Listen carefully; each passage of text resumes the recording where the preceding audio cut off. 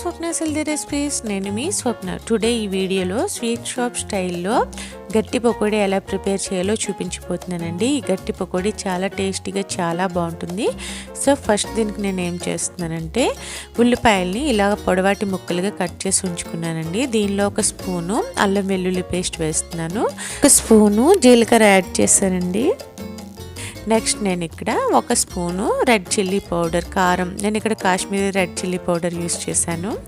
Next ఒక 3 నుంచి 4 పచ్చిమిర్చిని యాడ్ చేశానండి. ఇవన్నీ యాడ్ చేసిన తర్వాత ఒక 2 కరివేపాకు రెమ్మలను కూడా యాడ్ చేశాను. టేస్ట్కి సరిపడా సాల్ట్ కూడా వేసుకుని మొత్తం అంతా ఒకసారి కలిసేట్టు బాగా కలుపుకున్నాను.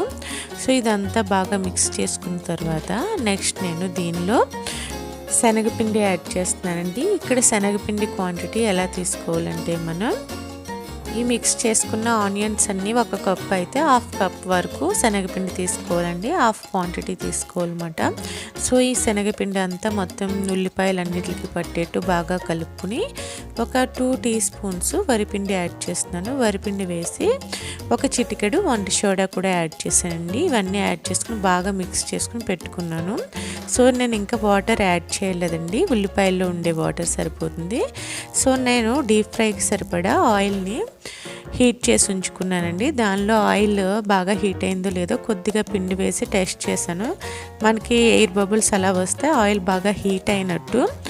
సో నేను మొత్తం కొద్దిగా తీసుకుంటూ చేతితో అలా వేసేస్తున్నానండి. స్లోగా వేసుకుంటే మనకి మొత్తం అన్ని సైడ్స్ ఆయిల్ అంతా కవర్ అయ్యేటట్టు అలా స్లోగా వేసుకోవాలి, ఆయిల్ మీద పడకుండా.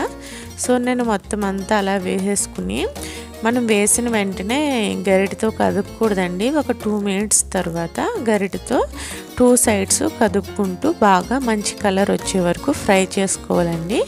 మరీ ఎక్కువ కలర్ వచ్చే వరకు ఉంచేస్తే తీసేటప్పుడు మనకి కొంచెం కలర్ చేంజ్ అయిపోతుంది. సో కాబట్టి మనం కొంచెం బ్రౌన్ కలర్, గోల్డెన్ కలర్ వచ్చేటప్పటికి మనం స్ట్రైనర్ హెల్ప్తో మొత్తం ఆయిల్లోంచి తీసుకోవాలి. ఈ గట్టి పకోడీ అయితే చాలా టేస్టీగా ఉంటుంది.